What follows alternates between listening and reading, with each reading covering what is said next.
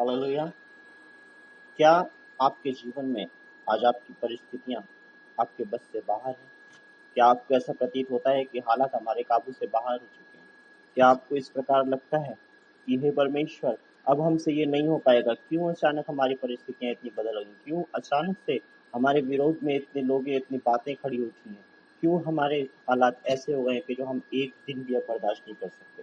यदि सच में आपके जीवन में आपकी परिस्थितियां, आपकी बीमारियां, आपकी गरीबी या कोई भी हालात ऐसे हो गए हों जो आपको अचानक से ऐसा लगता हो कि अब तो ये बहुत ज़्यादा बढ़ गए हैं, उसी समय आपको ये समझने की आवश्यकता है कि परमेश्वर ने आपके जीवन में काम करना शुरू कर दिया है। हाँ मेरे प्रिय मित्रों, आज की सुबह मैं आपको परमेश्वर के वचन से उत्साहित करते हुए निर्गमन की पुस्तक उसके 5वें अध्याय से इस बात को आपके सामने प्रकट करने जा रहा हूँ कि परमेश्वर का काम आपके जीवन में शुरू हो चुका है। देखिए, यहाँ इस प्रकार है, जब 430 वर्ष की गुलामी में मिस्र के लोगों की इजरायली लोग रह चुके, तो उन्होंने दुहाई दी, परमेश्वर से कहते रहे, प्रभु हमें छुड़ा, हमें यहाँ से बचा। परमेश्वर ने उसी समय उनके जीवन में काम करना शुरू कर दिया और उसने मूसा और हारून 2 लोगों को उनकी अगुवाई के लिए, कि उनके नेतृत्व में इजरायली लोग मिस्र से निकाले जाएं, वहां भेजा।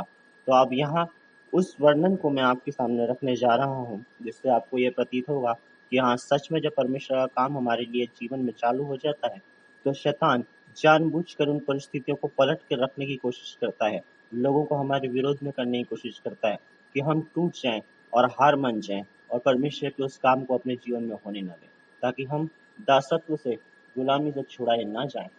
देखिए, यहाँ पर इस प्रकार लिखा है 5वें अध्याय में, इसके पश्चात मूसा और हारून ने जाकर फिरौन से कहा, इस्राएल का परमेश्वर यहोवा यूं कहता है, मेरी प्रजा के लोगों को जाने दे कि वे जंगल में मेरे पर्व करें। फिरौन ने कहा कि मैं नहीं जानता कि तू ये क्या कहता है। इस पर चौथे वचन में लिखा है, मिस्र के राजा ने उनसे कहा, हे मूसा, हे हारून, क्या तुम लोगों को काम छुड़वाना चाहते हो? तुम जाकर अपना अपना बोझ उठाओ। और फिरौन ने कहा, सुनो, इस देश में वे लोग बहुत हो गए हैं, फिर तुम उनको परिश्रम से विश्राम दिलाना चाहते हो? फिरौन ने उसी दिन उन परिश्रम करने वालों को, जो उनके लोगों के ऊपर थे, और सरदारों को यह आज्ञा दी, तुम जो अब तक ईंटें बनाने के लिए इन लोगों को पुआल दिया करते थे, अब आगे से न देना। वे आप ही आकर अपने लिए पुआल इकट्ठा करें, और तभी जितनी ईंटें अब तक उन्होंने बनानी पड़ती थी, उतनी ही आगे को भी उनसे बनवाना। ईंटों की गिनती कुछ भी नहीं घटाना, क्योंकि वे आलसी हो गए हैं। इस कारण वे कहकर चिल्लाते हैं कि हम जाकर अपने परमेश्वर के लिए बलिदान करें।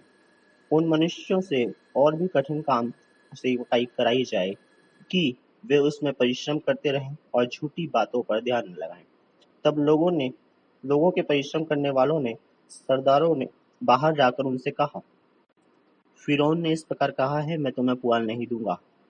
तुम ही जाकर कहीं पुआल मिले वहां से ले आओ और बटोर कर लाओ, तुम्हारा काम कुछ भी घटाया न जाएगा।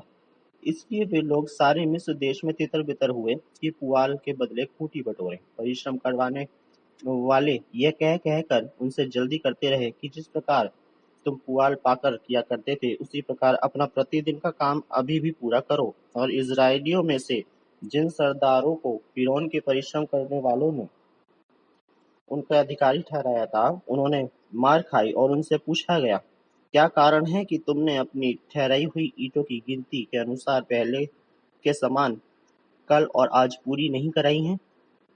तब इजराइलियों के सरदारों ने जाकर फिरौन की दुहाई देकर यह कहा कि तू अपने दासों से ऐसा बर्ताव क्यों करता है? तेरे दासों को पुआल तो दिया नहीं जाता, और वे हमसे कहते रहते, ईंटें बनाओ, ईंटें बनाओ।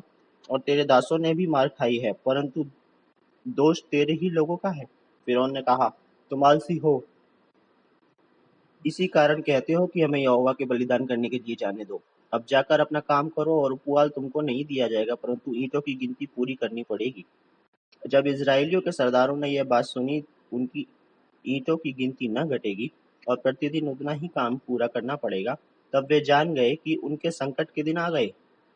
जब वे फिरौन के सम्मुख से बाहर निकल आए, तब मूसा और हारून, जो उनसे भेंट करने के लिए खड़े थे, उन्हें मिले। और उन्होंने मूसा और हारून से कहा, यहोवा तुम पर दृष्टि करके न्याय करे, क्योंकि तुमने हमको फिरौन और उसके कर्मचारियों की दृष्टि में घृणित ठहराकर हमें घात करने के लिए उनके हाथों में तलवारें दे दी हैं। तब मूसा ने यहोवा के पास लौटकर कहा, हे प्रभु, तूने तो इस प्रजा के साथ ऐसी बुराई क्यों की, और तूने मुझे यहाँ क्यों भेजा? जब से मैं तेरे नाम से फिरौन के पास बातें करने के लिए गया हूँ, तब से उसने इस प्रजा के साथ बुरा ही व्यवहार किया है, और तूने अपनी प्रजा का कुछ भी छुटकारा नहीं किया।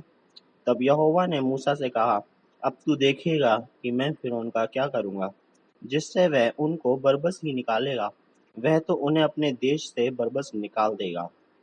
क्योंकि अब यहाँ पे हमने जो पढ़ा इस अध्याय में, हमें यह सीख मिलती है कि जैसे ही परमेश्वर हमें अपनी हालातों और परिस्थितियों से छुड़ाने वाला होता है, ठीक उसी समय मनुष्य और चाहे शैतान की लोग दृष्टि ऐसी हम पर पड़ती है और हमें इतना परेशान करने की कोशिश करते हैं परिस्थितियां और शैतान, कि हम इन बातों से पलट जाएं और परमेश्वर की ओर विश्वास न करें, ठीक उसी प्रकार जिस प्रकार इजरायलियों के साथ हुआ। तो मेरे प्रिय मित्रों, आज की सुबह मैं आप सबको परमेश्वर के वचन से आशीष देते हुए उत्साहित करना चाहता हूं कि जितना भी हालात और परिस्थिति आपके विरोध में हो जाए, जितना मर्जी आपको ऐसा लगने लगे कि अब एक दिन भी हमसे पार ना होगा, उसी समय समझ लीजिए परमेश्वर आपके नजदीक खड़ा है।